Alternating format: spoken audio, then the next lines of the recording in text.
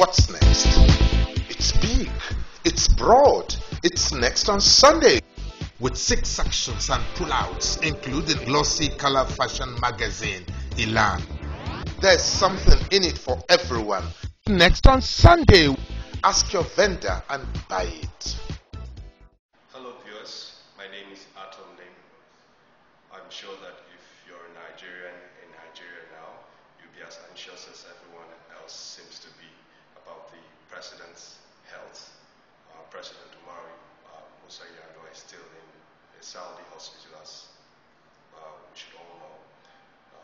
The tragedy of all of this is that while Nigerians are anxious and waiting and hoping to get information on what's happening with the president in faraway Saudi Arabia, the Federal Executive Council yesterday, after its meeting, told Nigerians that it was unsure when the president will return to the country.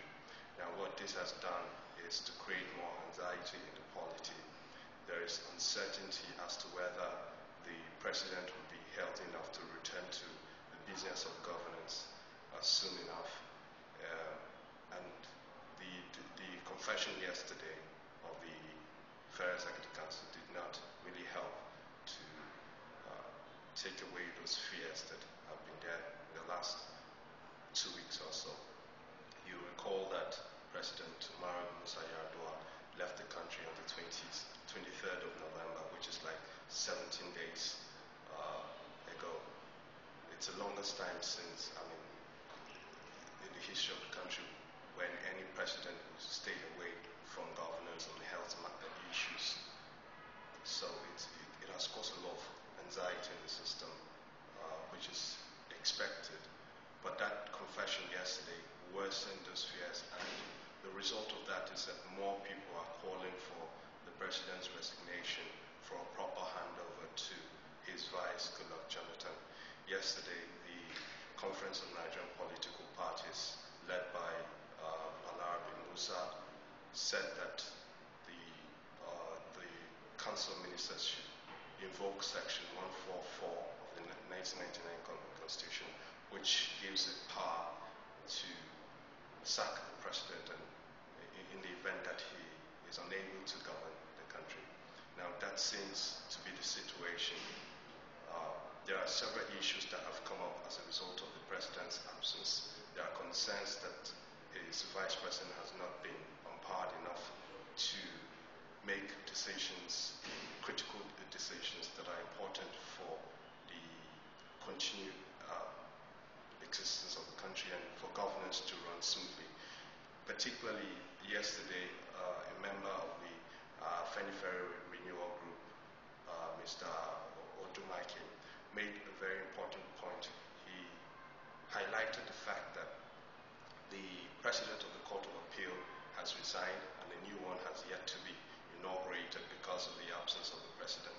Now, interestingly, the Chief Justice of the Chief Judge of the Federation will also retire by the end of the month.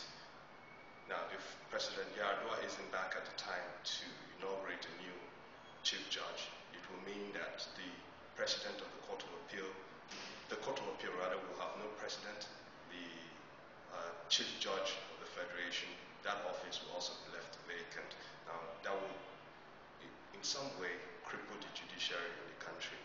So it's more like the executive is crippled because the vice president doesn't have enough powers to take critical decisions, take critical action necessary in governance. And then the judiciary will also be affected because it is the president that has the powers to inaugurate the principal officers of the judiciary, particularly the Chief Judge of the Federation and the President of the Court of Appeal. Now, there are concerns from Nigerians. Femi Falana, a very popular lawyer, led calls yesterday for the president to resign. It's not the first time that very prominent Nigerians and groups are asking that the president resign based on health matters, but these calls that have come at a time when the Federal Executive Council made that disclosure yesterday are significant. They point to the fact that our polity cannot uncertainty about the president's health and when he will return to the country. So it's just for Nigerians to wait and see in the coming days, just before the new year, to wait and see if the president will be healthy enough to return to the country, or whether his ministers will take make a move to see if they can hand over properly to his vice president, which is what many Nigerians are asking for. But of course, it is unclear whether they are ready at all to make that move. So we just watch and see as events unfold in the coming weeks just before the new year.